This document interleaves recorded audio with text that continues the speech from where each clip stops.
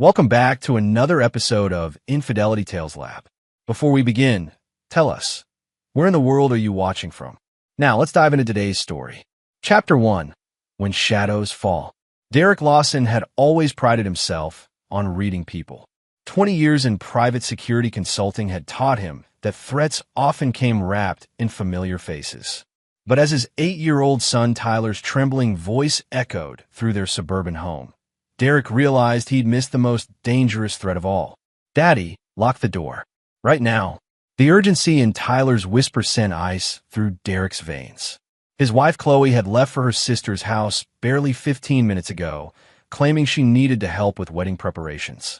The timing now felt surgical in its precision. "Why, buddy?" Derek asked, his training kicking in as he scanned the living room for potential weapons. Tyler pointed toward the backyard with shaking finger. "Mommy's friend is here. He told me to stay in my room until his work with you is done." The words hit Derek like a sledgehammer. His son's innocent description painted a picture that made Derek's blood boil. Someone had not only violated his marriage, but had the audacity to threaten him through his child. Derek grabbed his phone to call the police, his finger hovering over the numbers. That's when he saw the shadow move past the kitchen window. A tall figure, moving with purpose toward the back door. Derek's military instincts, honed during his time in the Marines before his security career, sparked to life. "Tyler, go to your room and lock the door. Don't come out until I tell you." As his son disappeared upstairs, Derek positioned himself behind the kitchen island. The back door handle turned slowly. Derek had installed top-grade locks on every entrance. Whoever this was had a key. The door opened, and a man stepped inside. Tall, athletic build, wearing expensive clothes that screamed corporate success. Derek recognized the type. Smooth talkers who thought money and charm could buy them anything, including other men's wives. "Hello, Derek." The man's voice carried an arrogant confidence that made Derek's jaw clench. "I'm Blake Morrison. I think it's time we had a conversation." Derek remained silent, studying his uninvited guest. Blake moved through Derek's kitchen like he owned it, opening the refrigerator and pulling out a beer. The casual violation of Derek's home sent rage coursing through his system. "Nice place you've got here," Blake continued, popping open the beer. "Though I have to say, Chloe deserves better. Much better. Get out of my house."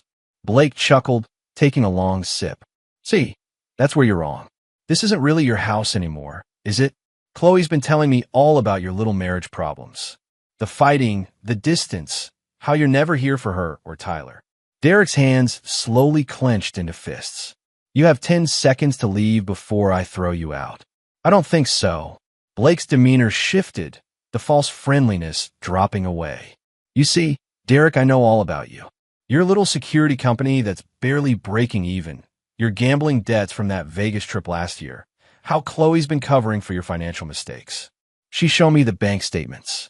The mention of the Vegas incident, a foolish weekend that had cost Derek $15,000 in poker losses, confirmed that Chloe had been sharing intimate details of their marriage.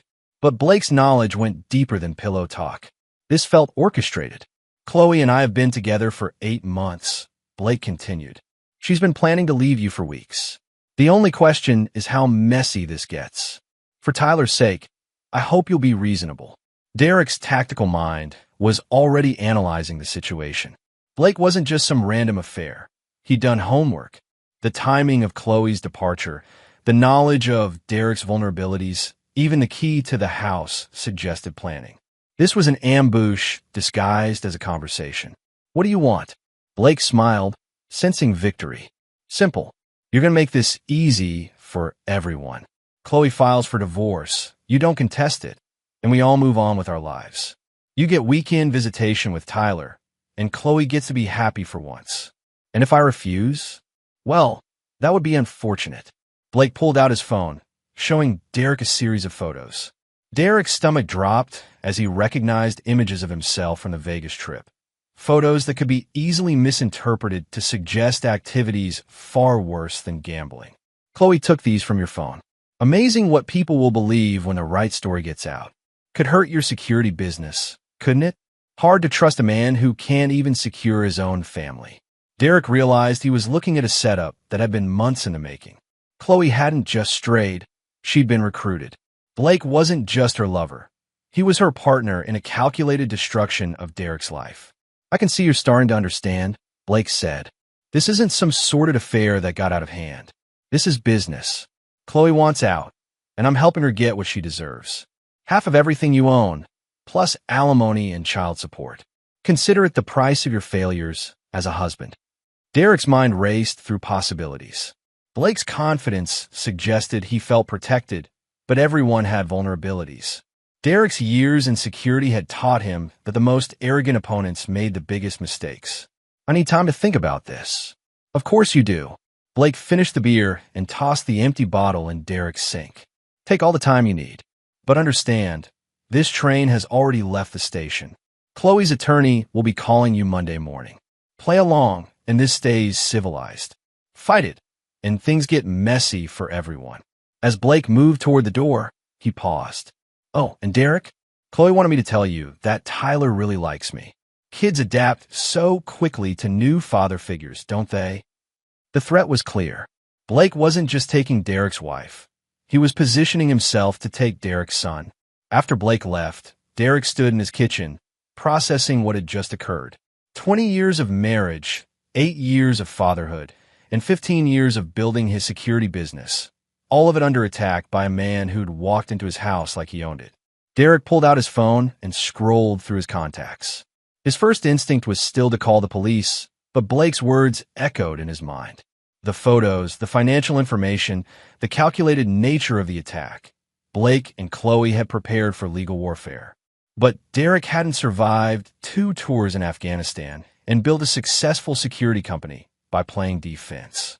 If Blake wanted war, Derek would give him war. But it would be fought on Derek's terms, using Derek's rules. As Tyler's footsteps creaked upstairs, Derek made a decision that would change all their lives. He wouldn't be calling the police. He wouldn't be hiring a divorce attorney. He would be doing what he'd always done when facing a superior enemy. He would be gathering intelligence, identifying weaknesses, and preparing to strike when his opponents least expected it. Blake Morrison had made one critical error. He'd underestimated Derek Lawson, and Derek never forgot, and he never forgave. Chapter 2: The Architecture of Betrayal. Derek spent the weekend in careful observation mode, watching Chloe return from her sister's house with the practiced eye of a surveillance expert. She moved through their home with subtle changes, checking her phone more frequently, arranging items differently, speaking to Tyler with a forced enthusiasm that felt like rehearsal. Sunday evening, as Tyler watched cartoons, Derek found Chloe in their bedroom, packing a small bag. "Going somewhere?" he asked casually. "Just an overnight with Lisa. She's having some issues with the wedding planning." Chloe's lie came smooth and natural, confirming she'd had plenty of practice. Derek nodded, filing away the information. Lisa, Chloe's sister, lived 3 hours away. If Chloe was lying about going there, she was likely staying local with Blake. Another piece of intelligence. "How long has this been going on?" Chloe's hands froze on her suitcase. "What are you talking about?" "The lying. The planning. How long have you been working with Blake Morrison to destroy our marriage?" The blood drained from Chloe's face. She turned slowly, and Derek saw something he'd never seen before. Cold calculation replacing the warm familiarity he'd known for 20 years. "Blake told me you two had talked." "Talk?" Derek let the word hang between them. "Is that what we're calling home invasion now?" Chloe straightened, her defensive posture shifting to something more aggressive. "Don't be dramatic, Derek. You knew this marriage was over. You've known it for years. What I knew was that my wife was distant. What I didn't know was that she was conducting psychological warfare against her own family." "Psychological warfare?" Chloe laughed, but there was no humor in it. "You're the one who checked out of this marriage. You're the one who started gambling again. You're the one who chose your business over your family." Derek studied his wife's face, recognizing the careful construction of her arguments. These weren't spontaneous accusations. They were prepared talking points designed to justify what she'd already done. "Tell me about Blake." Chloe's chin lifted defiantly. "Blake is everything you're not. He's successful, he's present, and he doesn't treat me like an obligation." How did you meet him? Does it matter? Humor me. Chloe hesitated, and Derek caught the micro-expression that revealed she was calculating her answer. At the gym, we started talking, and things developed naturally. Another lie. Derek's security company had clients in the fitness industry, and he knew the dynamics of gym relationships. Blake's calculated approach to their affair suggested a more deliberate meeting. Which gym? Why are you interrogating me? Because my wife has been planning to destroy my life for 8 months, and I'm curious about the timeline. Chloe's face hardened. This isn't about destroying anything. This is about finally being honest about what our marriage became. And what did it become? A mistake I stayed in too long for Tyler's sake. The words hit Derek like a physical blow, not because they hurt, but because they revealed the depths of Chloe's deception. She was rewriting 20 years of history to justify 8 months of betrayal. Tyler knows, doesn't he? About Blake? Chloe's defensive mask slipped for just a moment. Tyler likes Blake. He's good with kids. Tyler was terrified yesterday. He thought Blake was here to hurt me. Blake would never hurt anyone. Tyler just misunderstood the situation. Derek realized Chloe was either lying to him or lying to herself. Blake's behavior the previous day had been deliberately intimidating, designed to establish dominance. But Chloe was choosing to see what she wanted to see. What does Blake do for work? He's in corporate consulting. He helps companies streamline their operations. The vague description raised red flags. In Derek's experience, people were either proud of their work or embarrassed by it. Blake's job description sounded like something designed to avoid scrutiny. Where did he go to school? Derek, stop. I'm just trying to understand the man who's going to be around my son. Blake went to Northwestern. He has an MBA from Kellogg. He's probably more educated than both of us combined. The defensive pride in Chloe's voice told Derek she was repeating information Blake had given her, likely without verification. Derek made a mental note to investigate Blake's credentials. How much does he make? More than enough to take care of us. Us. Chloe's face flushed. Tyler and me. When we're together. So you're planning to take Tyler away from me. I'm planning to give Tyler a stable home with a man who actually wants to be a father. The accusation stung because it contained enough truth to be effective. Derek had missed school events for work, had been distracted during family time, had prioritized building his business over being present. But Blake and Chloe were weaponizing normal marriage struggles to justify something far worse. And my business? What about it? Blake seems to know a lot about my finances. Information he could only have gotten from you. Chloe's silence confirmed Derek's suspicions. You gave him access to our bank accounts, didn't you? I showed him some statements. He was helping me understand our financial situation for the divorce. For 8 months, you've been sharing confidential information about my business with a stranger. Blake isn't a stranger, and your business affects my future too. Derek realized the scope of Chloe's betrayal extended far beyond adultery. She'd been conducting corporate espionage against her own husband, sharing client information and financial data with someone whose motives were entirely unclear. Who else knows about Blake? What do you mean? Your friends, your family, Tyler's teachers. Who else have you told about your boyfriend? Chloe's hesitation revealed she'd been more discreet than Derek expected. Lisa knows. A few close friends. But not your parents. My parents wouldn't understand. Translation. Chloe knew her parents would see through Blake's act. Derek filed that information away as well. What happens now? Blake's attorney will contact you Monday. We're hoping this can be settled quickly and quietly. Blake's attorney? He's handling the legal aspects for me. Derek felt another piece of the puzzle click into place. Blake wasn't just Chloe's lover. He was controlling the legal strategy. Most affairs were emotional. This one was transactional. Chloe, I need you to understand something. If you proceed with this, there's no going back. Ever. I don't want to go back, Derek. I want to go forward. Even if it means destroying Tyler's relationship with his father. Tyler will have a better father figure with Blake. The casual dismissal of Derek's paternal bond with his son crossed a line that couldn't be uncrossed. Derek realized Chloe wasn't just choosing Blake over him. She was choosing a complete erasure of their family's history. After Chloe left for her overnight with Lisa, Derek sat in his study, surrounded by files from his security business. His company specialized in corporate threat assessment, but the skills were transferable. Blake Morrison had declared war on Derek's family, and Derek was going to treat it like any other security threat.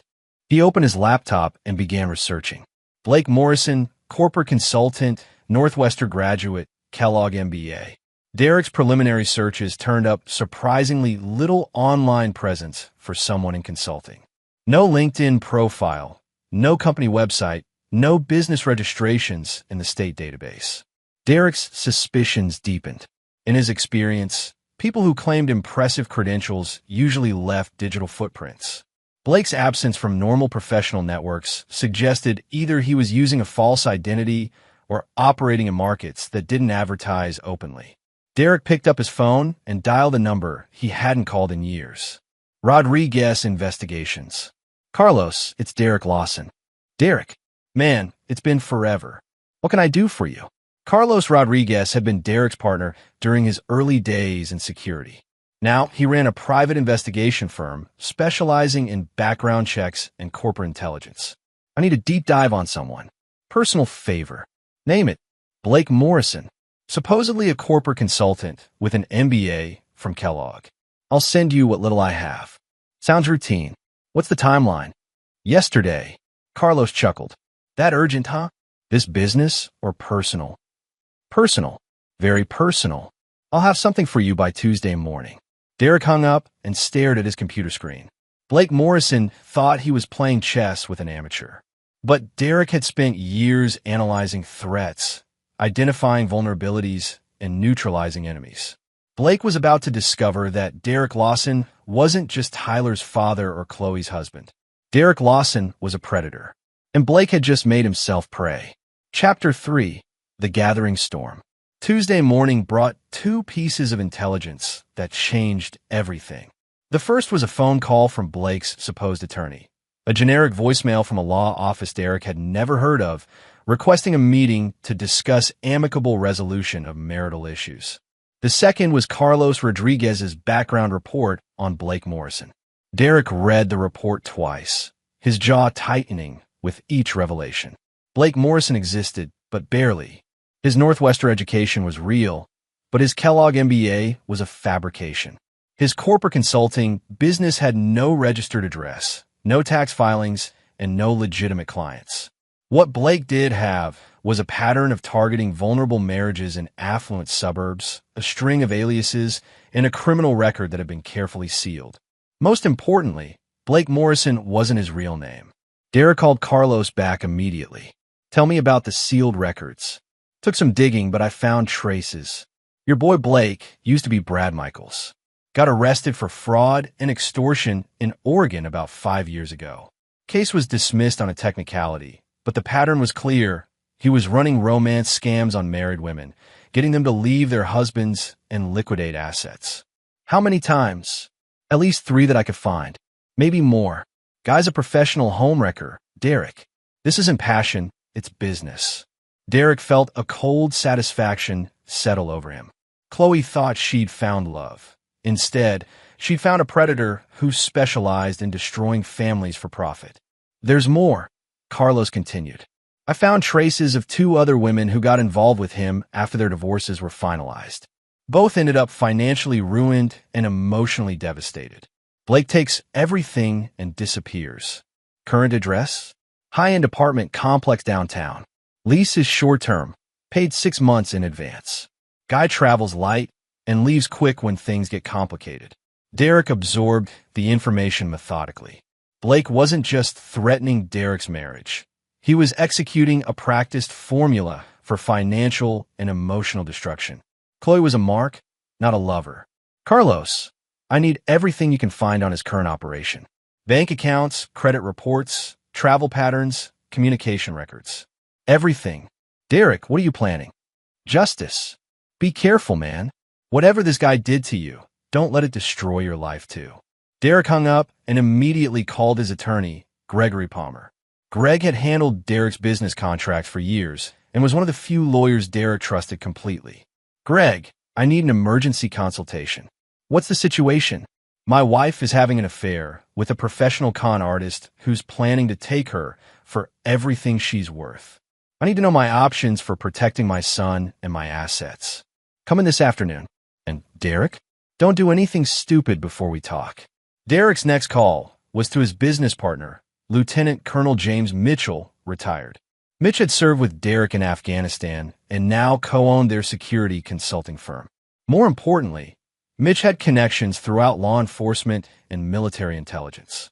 Mitch, I need a favor. Personal, not business. Name it. Derek explained the situation in military terms. Enemy infiltration, compromised assets, imminent threat to operational security. Mitch listened without interruption. So you're dealing with a professional operator who's been surveilling your family for months, has compromised your spouse, and is now threatening your child's welfare. That's the tactical summary. What's your mission objective? Complete neutralization of the threat. Derek, be very careful how you define neutralization. This isn't Afghanistan. I know exactly where I am, Mitch. But Blake Morrison made a mistake. He threatened my son.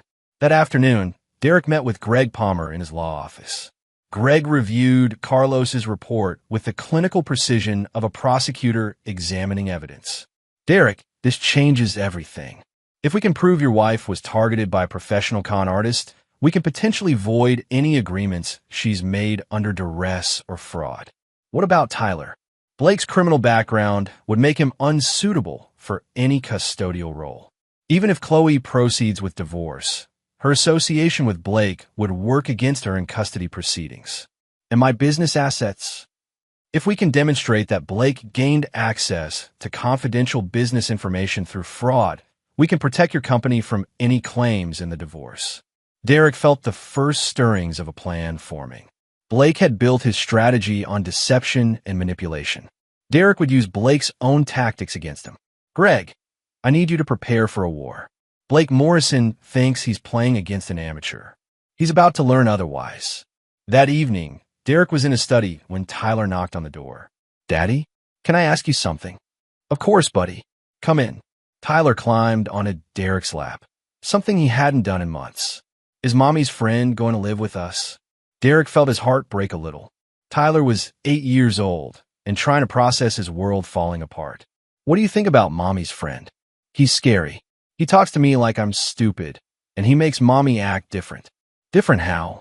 Like she's pretending to be someone else. And she gets mad when I talk about you. Derek realized Tyler was seeing through Blake's manipulation in ways Chloe couldn't. Children often had clearer instincts about predators than adults.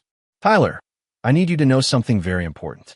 No matter what happens with Mommy, you will always be my son. I will always protect you, and I will always love you. Are you and Mommy getting divorced? Derek chose his words carefully. Mommy has made some choices that hurt our family. But whatever happens between Mommy and me, nothing changes between you and me. Well, I have to live with Blake. Not if I can help it. Tyler hugged Derek tighter. Good. I don't like him. After Tyler went to bed, Derek sat in his study, staring at Carlos's report. Blake Morrison, or Brad Michaels, had built a career on exploiting the vulnerabilities of broken marriages. He identified targets, gained their trust, isolated them from their support systems, and then systematically stripped them of their assets and dignity.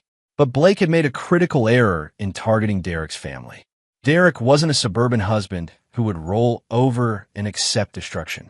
Derek was a former Marine, a security expert, and a man who'd spent his career identifying and neutralizing threats. Blake wanted to play games? Derek would show him what real warfare looked like. Derek opened his laptop and began typing. It was time to introduce Blake Morrison to consequences he'd never imagined. Chapter 4. Setting the board. Derek's first move was patience. While Blake expected immediate panic and desperate attempts at reconciliation, Derek spent the week conducting surveillance and gathering intelligence. He watched Blake's routines, documented his patterns, and began building a comprehensive profile of his target. Blake lived in the Meridian Towers, a luxury apartment complex that catered to short-term corporate residents. Derek observed him leaving each morning at 8:30, returning around 6 p.m., with regular visits to upscale restaurants, expensive gyms, and shopping centers where he clearly wasn't shopping. On Thursday evening, Derek followed Blake to a coffee shop where he met with a blonde woman in her early 40s. Derek recognized the signs immediately: anxious body language, frequent touching of her wedding ring, the desperate hope of someone believing she'd found salvation in a dangerous stranger. Blake was working another mark. Derek took photos from across the street, documenting Blake's meeting with what was clearly another married woman. Carlos had been right. Blake ran multiple operations simultaneously, maintaining a pipeline of vulnerable targets. Friday morning brought the breakthrough Derek had been waiting for. Carlos called with additional intelligence that made Derek smile for the first time in a week. Found something interesting about your boy Blake. He's got a partner. What kind of partner? Female, early 30s, goes by Amanda Price. She's the one who handles the initial approach and emotional manipulation. Blake comes in later as the knight in shining armor to rescue them from their terrible marriages. Current location? She's been staying at the Riverside Hotel downtown. Registered as a corporate consultant, same cover story Blake uses. Derek felt the pieces clicking together. Blake and Amanda were running a two-person operation, with Amanda handling reconnaissance and initial seduction while Blake closed the deals. Chloe hadn't stumbled into an affair. She'd been hunted. Carlos, I need everything you can find on Amanda Price. And I need it today. Already on it. I'll have a full workup by this afternoon. Derek's next call was to Mitch. I need you to run a security assessment on someone. Business or personal? Personal, but use business protocols.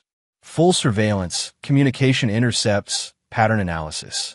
Derek, you're walking into dangerous territory. Blake Morrison declared war on my family. I'm just returning the favor. What do you need from me? Technical support. Blake's been monitoring my communications and financial records through Chloe. I need to know everything he knows, and I need to control what he learns going forward. I can have a full electronic countermeasures sweep of your house and office done by tonight. We'll find every device, every vulnerability, every way they've been gathering intelligence. That afternoon, Carlos delivered Amanda Price's background report, and Derek understood the full scope of what his family was facing. Amanda Price was a professional manipulator with a psychology degree from a legitimate university and a criminal record that included fraud, identity theft, and conspiracy charges. She specialized in befriending lonely wives, building emotional connections, and then introducing them to Blake as the solution to their marital problems. Derek studied Amanda's photograph, attractive in a calculated way, with the kind of approachable prettiness that made people trust her immediately. He bet everything he owned that Amanda had been the one to first approach Chloe, probably at the gym or grocery store, striking up casual conversations that slowly built into friendship and then confidential confessions. That evening, Mitch's team swept Derek's house and office with military-grade detection equipment. They found 3 listening devices, one in Derek's home office, one in the master bedroom, and one in his car. They also discovered that Blake had gained access to Derek's email accounts through Chloe's computer. This is a sophisticated operation, Mitch reported. Whoever placed these devices knew what they were doing. This isn't amateur hour. Derek examined the listening devices with professional appreciation. Blake and Amanda weren't just romance scammers. They were running intelligence operations with the precision of corporate espionage. How long do you think they've been listening?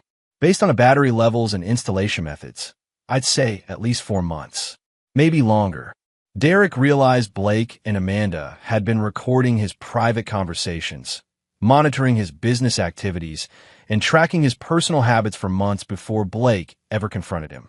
They'd built a complete intelligence file on Derek's vulnerabilities, routines, and potential responses. But now Derek knew they were listening, which meant he could control what they heard. Mitch, leave the devices in place. But I want you to install counter-surveillance equipment that lets us monitor what they're monitoring. You want to feed them disinformation? I want to control the battlefield. Saturday evening, Derek was ready to begin his counteroffensive. He called Greg Palmer from a secure phone. Greg, I need you to start making inquiries about Blake Morrison with the State Bar Association. Very quiet inquiries about whether the law firm representing him is legitimate. What am I looking for? I suspect Blake's attorney is either Amanda Price or Blake himself operating under another false identity. If we can prove legal fraud, we can have any documents they've prepared declared invalid. That would be a federal crime. Yes, it would. Derek's next call was to Carlos. I need you to start monitoring Blake's communications. Phone records, internet activity, financial transactions. Everything. Derek, that's getting into surveillance territory that could cause us both legal problems. Carlos, Blake Morrison has been conducting illegal surveillance on my family for months. He's threatened my child, stolen my business information, and is planning to destroy my life for profit. I'm not interested in playing by rules he ignores. All right, but this stays between us. And if things go sideways, you never heard this from me. Sunday morning, Derek implemented his first tactical deception. He sat in his home office, knowing Blake was listening, and made a phone call to a fictional attorney. Yes, I understand. So you're saying if I agree to an uncontested divorce and don't fight the asset division, we can have this settled within 30 days? And you think that's my best option given the evidence they claim to have? All right, I'll consider it. But I want to meet with Blake Morrison directly before I make any final decisions. Derek hung up, confident that Blake was hearing exactly what Derek wanted him to hear, that Derek was broken, defeated, and ready to surrender. Blake's arrogance would make him believe his intimidation tactics had worked. In reality, Derek was preparing for the most important battle of his life. Blake Morrison thought he was hunting a suburban husband. Instead, he'd stumbled into the crosshairs of a former Marine who specialized in neutralizing threats to his family. Blake had made two critical errors. First, he'd underestimated Derek's capabilities. Second, he'd threatened Tyler. Derek never forgave threats to his son, and Derek never fought fair when his family was at stake. Chapter 5. The Trap Springs. Monday morning, Derek received the call he'd been expecting. Blake's supposed attorney, Dr. Patricia Williams, requested a meeting to discuss amicable resolution terms. Derek agreed to meet Wednesday afternoon, giving himself time to prepare the trap he'd been designing. Carlos called Tuesday with explosive intelligence. Derek, you're not going to believe this. Blake Morrison and Amanda Price have been running this scam for 3 years, but they're not the top of the food chain. What do you mean? There's a third partner, guy named Vincent Cross. He's the one who identifies targets and provides the operational funding. Blake and Amanda are field operatives. Derek felt his blood chill. How many families have they destroyed? At least 12 that I can't confirm. Maybe more. Vincent Cross specializes in targeting middle-class families with substantial assets and vulnerable marriages. He provides Blake and Amanda with psychological profiles, financial analysis, and operational support. Where is Cross? That's the interesting part. He operates out of a corporate office downtown, registered as a family counseling and mediation service. Completely legitimate on the surface, but I think it's a front for targeting potential marks. Derek realized his family hadn't just stumbled into an affair. They'd been selected by a criminal organization that specialized in destroying marriages for profit. Chloe wasn't Blake's lover. She was their victim. But her betrayal of Derek and Tyler meant she'd become their accomplice. Carlos, I need current surveillance on all three of them. Locations, communications, meeting schedules. Everything. Derek, what are you planning? I'm planning to end their business permanently. Wednesday afternoon, Derek arrived at the law offices of Williams & Associates for his meeting with Blake's attorney. The building was legitimate, but Derek's research had revealed that Dr. Patricia Williams was actually Amanda Price using another identity. Derek walked into the meeting knowing he was facing one of Blake's criminal partners. Mr. Lawson, thank you for coming. Amanda, posing as Patricia Williams, wore an expensive suit and projected the confidence of someone accustomed to intimidating suburban husbands. I hope we can resolve this situation amicably. Derek sat across from her, studying her face. She was younger than her photo suggested, with sharp intelligence behind her professional facade. This was the woman who'd befriended his wife, gained her trust, and then manipulated her into betraying her family. What exactly are you proposing? Your wife has made it clear that the marriage is irretrievably broken. Mr. Morrison has graciously offered to help facilitate a clean separation that protects everyone's interests, especially Tyler's. Derek almost smiled. Amanda was delivering lines she'd clearly practiced on other husbands. But Derek wasn't other husbands. And Mr. Morrison's interest in facilitating my divorce would be what? Exactly. Amanda's confident demeanor flickered slightly. Mr. Morrison cares about your wife's happiness. For 8 months, according to Chloe. Love doesn't follow convenient timelines, Mr. Lawson. No, but fraud investigations do. Amanda's face went carefully blank. I'm not sure what you mean. Derek pulled out a folder and placed it on the table between them. Amanda Price, also known as Patricia Williams, also known as Dr. Sarah Chun.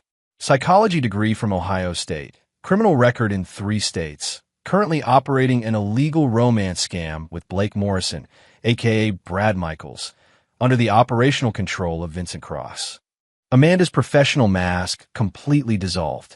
Derek saw fear, calculation, and something that looked like respect flash across her features. You've been busy. I'm a security consultant, Amanda. This is what I do for a living. What do you want? I want you and Blake to disappear.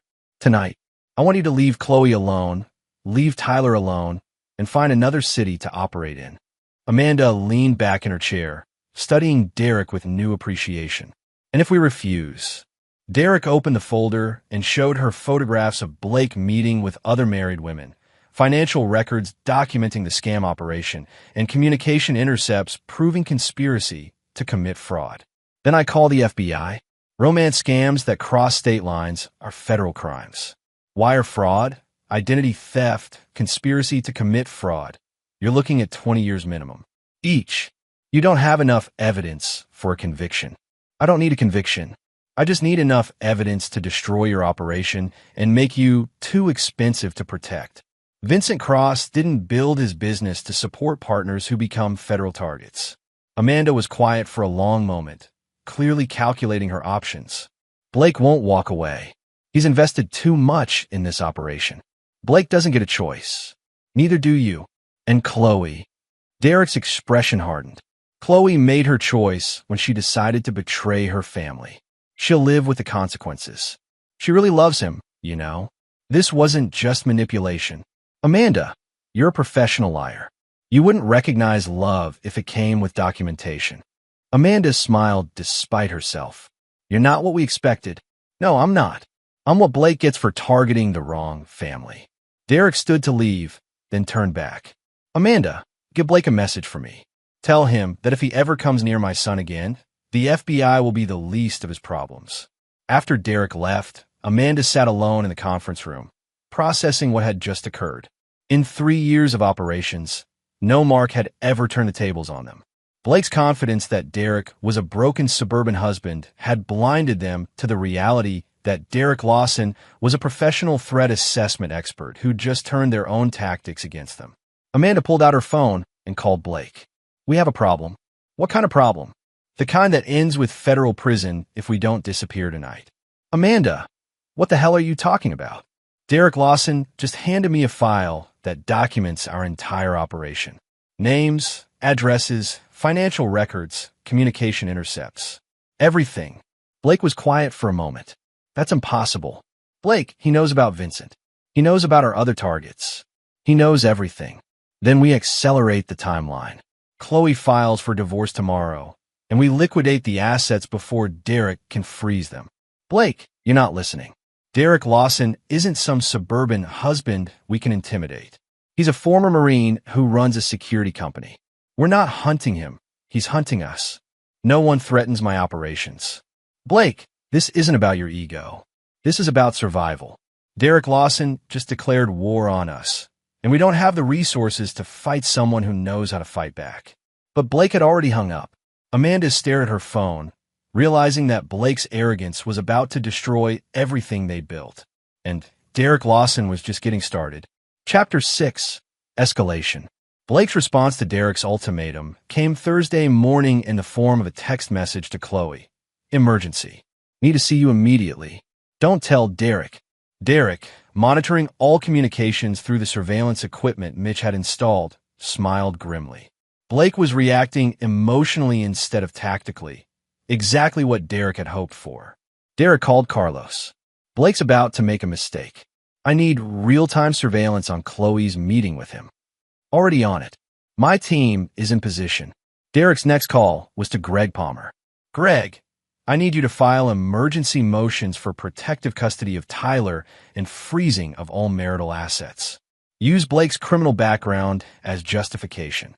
Derek, that's aggressive. Are you sure you want to escalate this quickly? Blake just called an emergency meeting with my wife after I told his partner to leave town. He's not walking away. He's doubling down. Derek's phone buzzed with a text from Tyler's school. Tyler Lawson has been picked up early by his mother for a family emergency. Derek's blood went cold. Blake wasn't just doubling down. He was taking Tyler. Derek immediately called Chloe's phone. When she answered, he could hear Tyler crying in the background. Chloe, where are you taking Tyler? Derek, we need to talk. Blake thinks you might try to interfere with the divorce proceedings. Where are you? Somewhere safe. Blake says you've been making threats. Derek's tactical mind immediately shifted into crisis mode. Blake had convinced Chloe to take Tyler as leverage, either to force Derek's compliance or to establish facts on the ground for custody proceedings. Chloe, listen to me very carefully. Blake Morrison is a professional criminal who specializes in destroying families for money. Amanda Price, his partner, has been lying to you for months. Derek, stop. Blake told me you might try something like this. Chloe, I can prove everything I'm telling you. Blake's real name is Brad Michaels.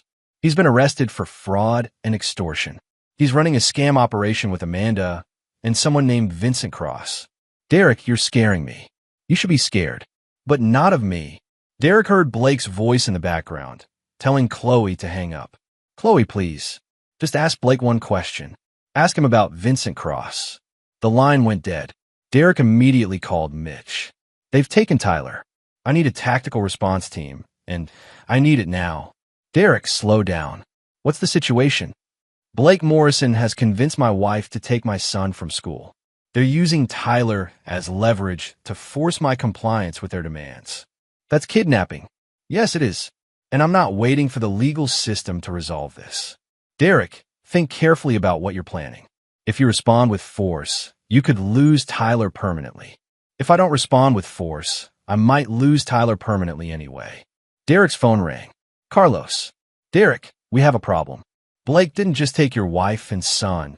He's taken them to Vincent Cross's facility downtown. What kind of facility? It's registered as a family counseling center, but my surveillance shows it's set up like a safe house. Multiple exits, surveillance equipment, communication jammers. This isn't amateur hour. Derek realized Blake wasn't just panicking. He was implementing a prepared contingency plan. Vincent Cross's operation was larger and more sophisticated than Derek had imagined. Carlos, I need the building blueprints, security assessment, and real-time surveillance on all entrances. Derek, what are you planning? I'm planning to get my son back. Derek's next call was to Greg Palmer. Greg, file emergency custody motions immediately. Cite kidnapping, endangerment, and association with known criminals. Derek, where are you? I'm going to get Tyler. Derek, don't do anything that will hurt your custody case. Greg, if I don't get Tyler back today, there won't be a custody case. Derek hung up and called Mitch. I need a full tactical assessment of Vincent Cross's facility. Treat it as a hostage rescue operation. Derek, you can't conduct a military operation in downtown in broad daylight. Watch me. But before Derek could implement any rescue plan, his phone rang. Unknown number. Hello, Mr. Lawson. This is Vincent Cross. Derek felt his blood pressure spike. The voice was calm, professional, and completely confident. Where's my son? Tyler is safe and comfortable. He's currently enjoying video games and pizza while the adults discuss the future. If you hurt him, Mr. Lawson, I have no interest in hurting anyone. I'm a businessman. I solve problems for people who find themselves in impossible situations. What do you want? I want you to understand the reality of your position. Your wife has decided to end her marriage to you. My associates have been helping her plan for a future that doesn't include you. This can proceed smoothly, or it can become complicated. It's already complicated. No, Mr. Lawson. Complicated would be Tyler spending the next several years shuttling between parents who hate each other, wondering why his family fell apart. Complicated would be expensive legal battles that destroy everyone's finances and emotional well-being. Derek realized Vincent Cross was far more dangerous than Blake or Amanda. Where they were emotional manipulators, Cross was a cold strategist who understood exactly how to apply pressure. What are you proposing? A clean resolution. You agree to an uncontested divorce with reasonable terms. Tyler maintains a relationship with both parents. Everyone moves forward with their lives. And if I refuse, then things become complicated for everyone. Your business comes under scrutiny for various regulatory violations that Amanda has discovered. Your finances become public record. Your personal life becomes a matter of legal proceedings that will drag on for years. Derek understood the threat. Cross wasn't just offering a deal. He was threatening total destruction if Derek refused to comply. I need to think about this. Of course. But Mr. Lawson, Tyler has school tomorrow. It would be unfortunate if his routine were disrupted because of adult disagreements. The line went dead. Derek sat in his car, processing what had just occurred. Vincent Cross had escalated the situation beyond a simple romance scam. He was holding Tyler hostage to force Derek's compliance with demands that would strip Derek of everything he'd built. But Cross had made one critical error. He'd assumed Derek would prioritize avoiding confrontation over protecting his son. Derek called Mitch back. Change of plans. I need you to contact Lieutenant Colonel Sarah Kim at Joint Base McCord.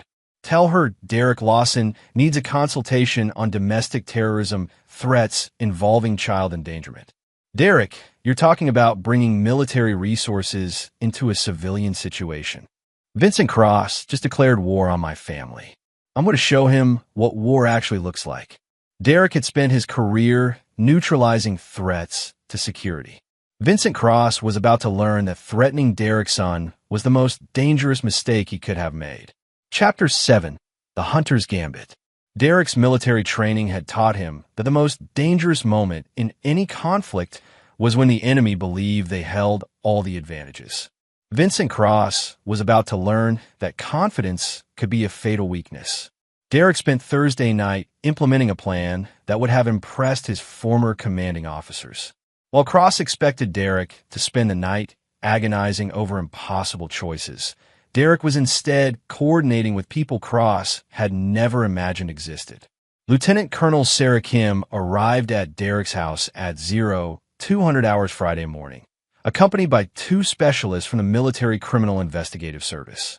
Sarah had served with Derek in Afghanistan and understood exactly what was at stake. Derek explained the situation. Derek laid out the intelligence files Carlos had compiled, the surveillance evidence Mitch had gathered, and the timeline of Cross's operation against his family. So you're dealing with an organized criminal enterprise that specializes in family destruction for profit. They've taken your son as leverage, and they're threatening to destroy your business if you don't comply with their demands. That's the tactical summary. Sarah studied the photographs of Cross's facility. This isn't a civilian matter anymore. Child endangerment by organized criminals crosses into federal jurisdiction. That's what I was hoping you'd say. One of Sarah's specialists, Agent Martinez, looked up from his laptop. Derek, Cross's operation shows patterns consistent with organized crime. The systematic targeting of families, the use of psychological manipulation, the financial exploitation. This looks like human trafficking disguised as romance scams. Derek felt pieces clicking together. They're not just destroying marriages for money. They're harvesting families for systematic exploitation. Exactly. And that makes Tyler's situation a federal emergency. Sarah stood up. Derek, I'm going to make some calls. By 0800 hours, Cross is going to find himself facing federal agencies he didn't know existed. While Sarah coordinated with federal authorities, Derek implemented the second phase of his plan. He called Carlos. Carlos, I need you to execute Operation Scorched Earth. Derek, are you sure? Once we do this, there's no going back. They took my son. There's already no going back. Operation Scorched Earth was Derek's nuclear option. The simultaneous release of every piece of evidence Carlos had gathered to law enforcement agencies, news media, and professional networks in 3 states. Blake, Amanda, and Cross would wake up Friday morning to find their criminal enterprise exposed to everyone who mattered. But Derek's most important call was to someone Cross would never expect. "Mrs. Morrison? This is Derek Lawson. I need to speak with you about your son, Blake." The elderly woman's voice was confused and concerned. "I'm sorry. Who did you say you were?" "I'm calling about your son, Brad. The one you reported missing 5 years ago when he disappeared after being arrested in Oregon." The silence on the other end of the line told Derek everything he needed to know. "Oh my God, you found him." "Mrs. Morrison, Brad has been operating under the name Blake Morrison. He's involved in criminal activities that have put my 8-year-old son in danger. I need your help." Derek spent the next hour explaining the situation to Blake's mother, a woman who'd been grieving her son's disappearance for 5 years. By the end of the conversation, she was crying and demanding to speak with Brad immediately. "Mrs. Morrison, I'm going to give you the address where Brad is holding my son. I need you to go there and demand to see him. He won't be able to refuse his mother." Derek's psychological warfare was just beginning. Friday morning at 0700 hours, Derek's phone rang. Vincent Cross, no longer sounding confident. "Mr. Lawson, we seem to have some complications this morning." "What kind of complications?" "Federal agents are asking questions about my business. Someone has been spreading false information about my associates." "That's unfortunate." "Mr. Lawson, I think there's been a misunderstanding about the nature of our arrangement." Derek almost smiled. Cross was discovering that Derek wasn't a suburban husband he could intimidate. Derek was a former military intelligence officer who understood how to wage total war. "The only misunderstanding, Cross, is your assumption that I would negotiate with someone who threatens my son. Your son is perfectly safe. My son is being held against his will by criminals. That's not safe. That's kidnapping. Mr. Lawson, I think we need to meet in person to resolve this situation." "We're not meeting anywhere. You're going to release Tyler immediately, or this situation gets much worse for you. I don't think you understand your position. Cross, you're about to discover that you don't understand mine." Derek hung up and immediately called Carlos. Phase 2 is complete. Every law enforcement agency in 3 states now has complete files on Cross's operation. The FBI is issuing warrants as we speak. Derek's phone buzzed with a text from an unknown number. "This is Blake. Meet me at Riverside Park in 1 hour. Come alone. Bring proof that you've called off the federal investigation." Derek forwarded the message to Sarah Kim and added his own text. "The fish is taking the bait." Derek arrived at Riverside Park to find Blake waiting by the river, looking like a man whose world was collapsing. Blake's usual arrogance had been replaced by something approaching panic. "Derek, we need to end this." "Where's Tyler?" "Tyler is safe. But this situation has gotten out of hand." Derek studied Blake's face and realized the man was genuinely frightened. The federal investigation had shattered Blake's confidence and forced him to confront the reality that Derek wasn't a victim he could manipulate. "Blake, you made a fundamental error. You assumed I was like your other targets. What do you want?" "I want my son back. I want you and Amanda to disappear forever. And I want Cross to understand that threatening my family was the worst decision he ever made." "Derek, you don't understand what you're dealing with. Cross isn't just some con artist. He has connections, resources, protection. Blake, Cross is about to discover that I have better connections." Derek's phone buzzed with a text from Sarah. "A federal raid's beginning now." Blake's phone immediately started ringing. He looked at the screen and his face went white. "Cross is being arrested," Derek said. "Amanda is being arrested. Their financial accounts are being frozen. Their safe house is being raided. And your mother is waiting at Cross's facility to see her son, Brad." Blake looked like he'd been physically struck. "My mother, she's been worried about you for 5 years, Brad. She thought you were dead." Derek watched Blake's psychological defenses crumble as the reality of his situation became clear. The federal investigation was destroying his criminal operation, but Derek's psychological warfare was destroying Blake himself. "Derek, please. I just need to get Tyler and leave. I don't want anything else. Too late for that. You involved my son in your criminal enterprise. You threatened my family. You tried to destroy my life for profit. I'll disappear. You'll never see me again. Blake, you're going to prison. The question is how long you spend there." Derek's phone rang. Sarah Kim. Derek, we have Tyler. He's safe and unharmed. Cross and Amanda are in federal custody. Blake Morrison is the only one still outstanding. Derek looked at Blake, who'd heard enough of the conversation to understand his situation. Blake, you have two choices. You can run and spend the rest of your life looking over your shoulder for federal agents. Or you can surrender and hope for a plea deal that gets you out of prison before you're too old to matter. Blake stood up slowly, his hands shaking. Derek, I never meant for it to go this far. Yes, you did. You planned every aspect of this operation. You targeted my wife, manipulated my son, and threatened my family. You meant for it to go exactly this far. Derek stood up and looked Blake in the eyes. But you made one mistake. You assumed I would let you win. Derek pulled out his phone and called 911. I'd like to report the location of Blake Morrison, a federal fugitive wanted for organized crime and child endangerment. As Derek gave the dispatcher their location, Blake Morrison, Brad Michaels, sat down on the park bench and put his head in his hands. His criminal career was over, his operation was destroyed, and his mother was about to learn what her missing son had become. Derek walked away without looking back.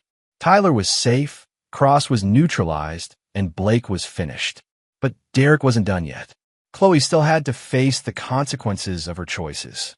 Chapter 8. The Unraveling.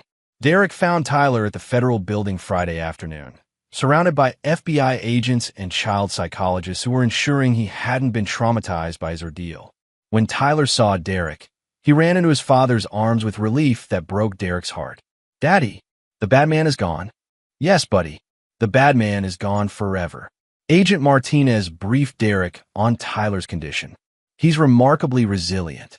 Blake and Cross treated him well during the time he was with them, probably because they needed him as leverage.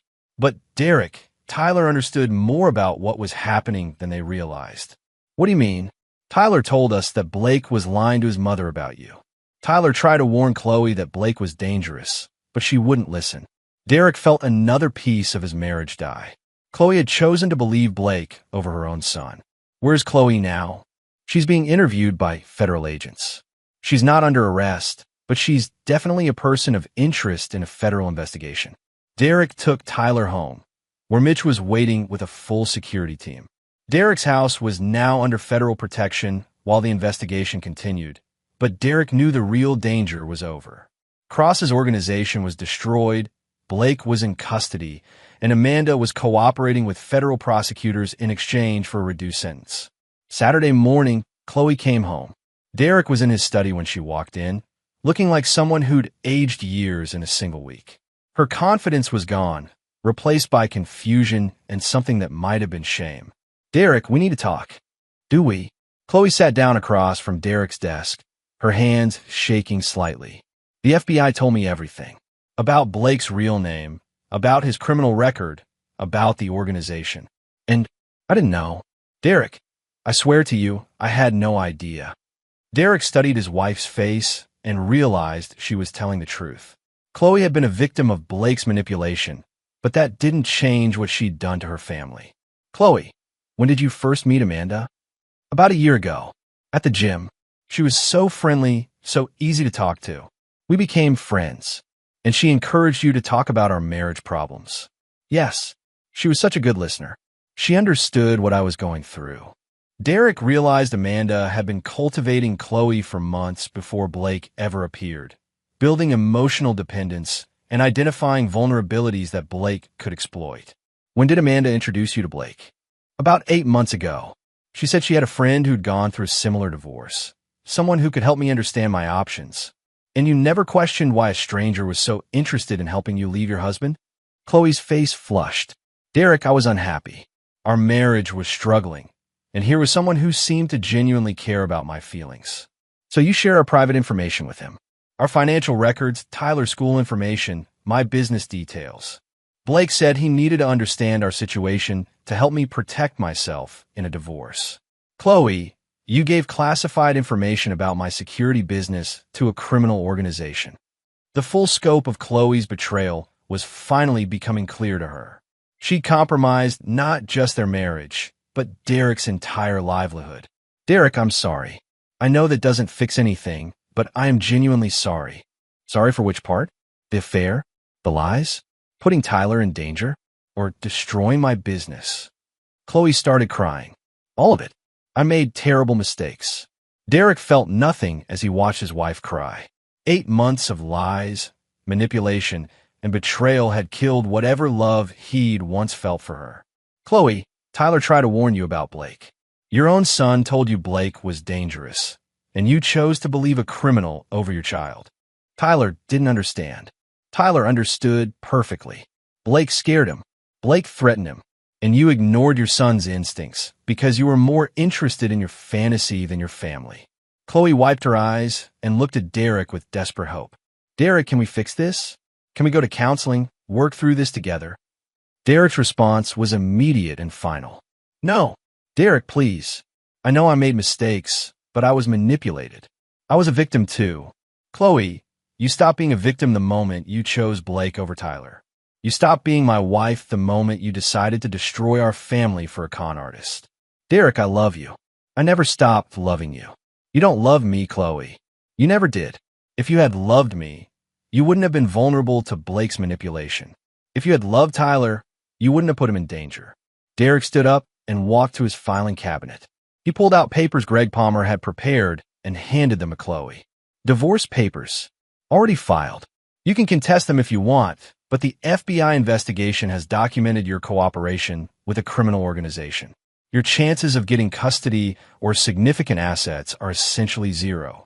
Chloe stared at the papers in shock. Derek, you can't take Tyler away from me. I'm not taking Tyler away from you. You gave him away when you chose Blake Morrison over your son's welfare. The courts will give me visitation rights. Maybe, but Tyler will decide whether he wants to see you. And right now, Tyler is angry that his mother chose a criminal over her family. Derek moved toward the door, then turned back. Chloe, you need to understand something. There is no scenario where we reconcile. There is no future where I forgive you. You betrayed our family, endangered our son, and destroyed everything we built together. That's not a mistake. That's a choice. And choices have consequences. Derek, please don't do this. I'm not doing anything. You did this. 8 months ago, you decided our marriage was over. Today, I'm just making it official. Derek left Chloe sitting in his study, staring at divorce papers that would end 20 years of marriage. He found Tyler in the living room, playing video games with forced concentration. Tyler, Mom and I are getting divorced. Do you understand what that means? Tyler paused his game and looked at Derek with eyes that seemed too old for an 8-year-old. It means she chose Blake over us. Derek's heart broke at his son's mature understanding of an adult betrayal. Tyler, I need you to know that none of this is your fault. Mom made bad choices, but that doesn't mean she doesn't love you. If she loved me, she wouldn't have scared me with Blake. Derek realized Tyler had already processed his mother's betrayal and reached his own conclusions. Tyler understood that love required protection, loyalty, and sacrifice, things Chloe had failed to provide. Tyler, do you want to see Mom sometimes? Tyler considered the question seriously. Maybe when I'm older. Well, I can understand why she hurt us. Derek hugged his son, understanding that Tyler had inherited Derek's unforgiving nature. Some betrayals were too fundamental to overlook, too destructive to forgive. Sunday morning, Chloe moved out of their house. Derek watched from his study window as she loaded her belongings into a rental car, occasionally stopping to cry.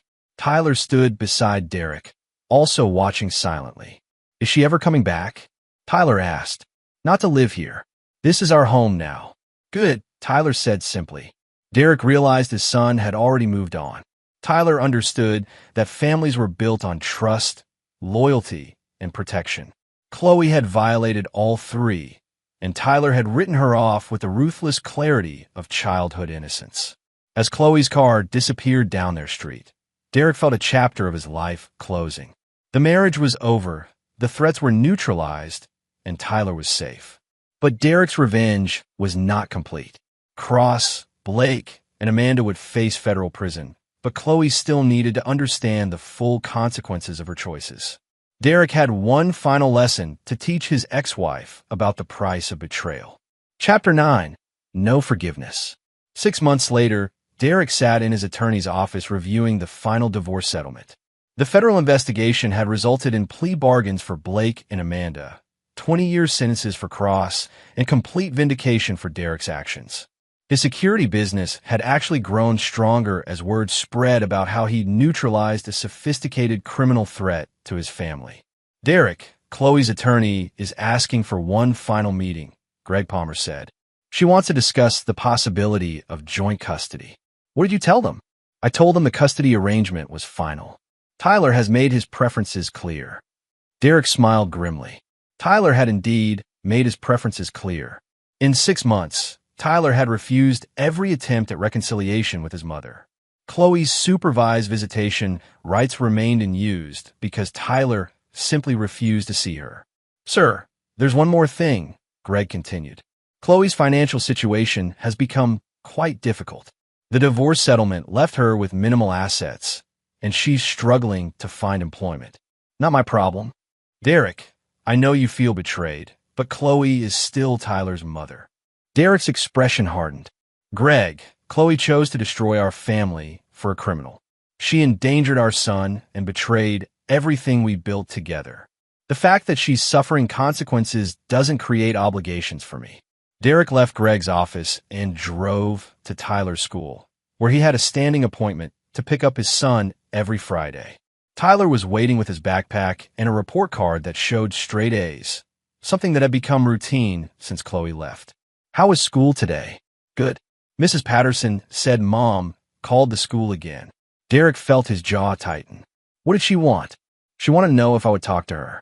Mrs. Patterson told her I had to make that choice myself. And what did you tell Mrs. Patterson? Tyler was quiet for a moment. I told her that Mom chose Blake over us. I don't want to talk to people who hurt our family. Derek realized Tyler had inherited his unforgiving nature completely. At 8 years old, Tyler understood that some betrayals were unforgivable. Tyler, you know Mom wasn't trying to hurt us, right?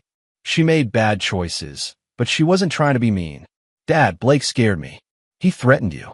Mom knew that, and she chose him anyway. That's not making bad choices. That's being mean. Derek was struck by his son's clarity. Tyler had reduced the complex psychology of betrayal to its essential truth. Chloe had chosen to harm her family rather than protect it. That evening, Derek was cooking dinner when his doorbell rang. He opened it to find Chloe standing on his porch, looking desperate and disheveled.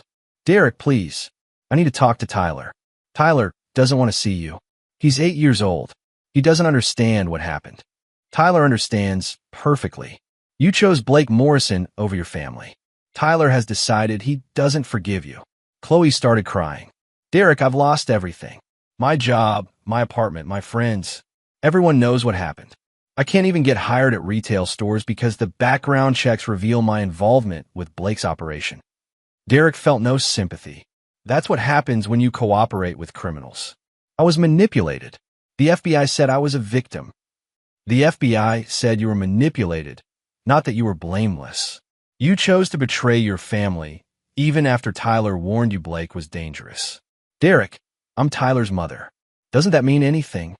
Being Tyler's mother meant something when you acted like Tyler's mother. When you stopped protecting him and started endangering him, you stopped being his mother in any way that matters. Tyler appeared behind Derek, having heard the conversation. Mom, Tyler, sweetie, I've missed you so much. Tyler stared at his mother with the cold assessment of someone much older. Why did you choose Blake over us? Tyler, I didn't choose Blake over you. I made mistakes, but I always loved you. If you loved me, you wouldn't have brought the scary man around. You wouldn't have let him threaten Dad. Chloe knelt down, trying to get to Tyler's eye level. Tyler, Blake lied to me. I didn't know he was dangerous. I told you he was dangerous. You didn't believe me. The simple truth of Tyler's statement hit Chloe like a physical blow. Her 8-year-old son had tried to protect their family, and she'd ignored his warnings in favor of a criminal's lies. Tyler, please. Can't we try to be a family again? Tyler looked at his mother with something approaching pity. Mom, we're not a family anymore. You broke our family when you chose Blake. Tyler, families can be fixed. Dad says some things can't be fixed. He says some people don't deserve forgiveness. Chloe looked up at Derek with desperate anger. Derek, he's a child. You're teaching him to hate his mother. I'm teaching him that actions have consequences. You taught him that betrayal destroys families. Derek, please. I'll do anything to make this right. Derek's response was final and brutal. Chloe, there is nothing you could do to make this right. You betrayed your family, endangered your son, and destroyed everything we built together. Tyler has decided he doesn't want a relationship with someone who hurt his family. I support his decision. Tyler, please. Mom, I don't want to see you anymore. You scared me, and you hurt Dad. I don't forgive people who hurt my family. Derek watched his 8-year-old son deliver a verdict that would shape the rest of Chloe's life. Tyler had learned Derek's most important lesson. Some betrayals were unforgivable. Chloe stood up slowly, understanding that she'd lost her son forever. Derek, you've turned him against me. Chloe, you turned him against yourself. Tyler tried to warn you about Blake, and you ignored him. Tyler asked you to protect our family, and you chose to destroy it instead. Tyler doesn't hate you. He just doesn't trust you. And trust, once broken completely, can never be repaired. Derek stepped back and began closing the door. Chloe, don't come back here. Tyler has made his choice, and I will always support Tyler's choices when it comes to protecting himself from people who hurt him. Derek, you can't do this. I'm not doing anything. You did this 8 months ago when you chose Blake Morrison over your family. Derek closed the door and locked it. Through the window, he watched Chloe stand on his porch crying for several minutes before finally walking away. Tyler looked up at Derek. Is she ever coming back? Not unless you want her to. I don't. Derek hugged his son, understanding that Tyler had learned the most important lesson of all. Loyalty was earned, trust was precious, and betrayal was unforgivable. 6 months later, Derek received a letter from Chloe's attorney informing him that Chloe was moving to another state to start over. She was formally relinquishing all parental rights and would not be seeking any further contact with Tyler. Derek showed the letter to Tyler, who is now 9 and even more resolute in his decision. Do you want to say goodbye to Mom before she leaves? Tyler considered the question seriously. No, she already said goodbye when she chose Blake. Derek realized his son had inherited more than just his unforgiving nature. Tyler had inherited his strategic mind and his absolute clarity about right and wrong. That evening, Derek and Tyler sat on their porch, watching the sunset.